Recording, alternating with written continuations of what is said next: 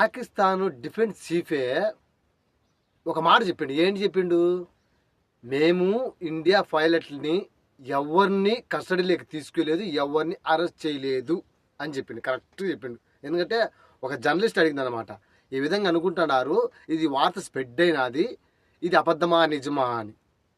అప్పుడు ఆయన ఏం సమాధానం చెప్పిండు?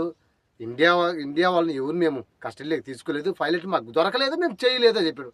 కానీ మన ఇండియా వాళ్ళు ఉండే కొన్ని శత్రువుల కుక్కలు ఉన్నాయి కదా, ఈ కుక్కలకి ఏంటంటే ఎంతసేపు ఇండియాని నాశనం చేయాలా, ఇండియాని బదనాం చేయాలి. ఇదే వాళ్ళు పట్టుకునే పట్టుదల ఏంటంటే ఇండియాని నాశనం చేయాలి అంతే.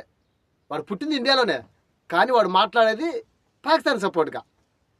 అటు మాట్లాడు మన ఇండియాలో ఏమంటారంటే కుక్క అంటారు, దేశద్రోహి అంటారు, లేకపోతే మోసగాడు, ముండ అంటారు నాకు తెలిసిన కాడికి. అదొకటి.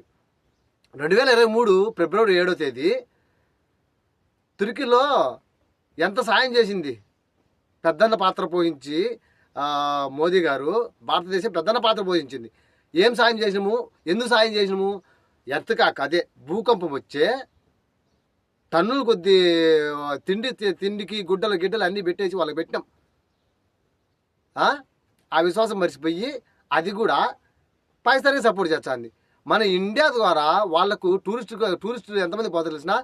2,65,000 మంది టూరిస్టులు పోతారు.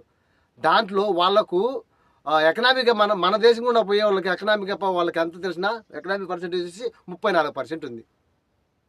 వాళ్ళకి ఆ విశ్వాసం మర్చిపోయారు. వీళ్ళకి ఎంత చేసినా కానీ విశ్వాసం మర్చిపోతారు. 75 సంవత్సరాల నుంచి వీళ్ళతో కొట్లాడుతూనే ఉన్నాం కదా, వాళ్ళకి ఎంత చేసినా విశ్వాసంలా. వాళ్ళ ఒకవేళ ఇబ్బందులు ఉన్నాయి కానీ మనం పెద్దన్న పాత్ర పోయి వాళ్ళకి సాయం చేస్తాం, కానీ వాళ్ళకి విశ్వాసం ఉండదు. కానీ మన దేశంలో తింటానే నటించే కుక్కలు చూడు, వాటికి కూడా విశ్వాసం లేదని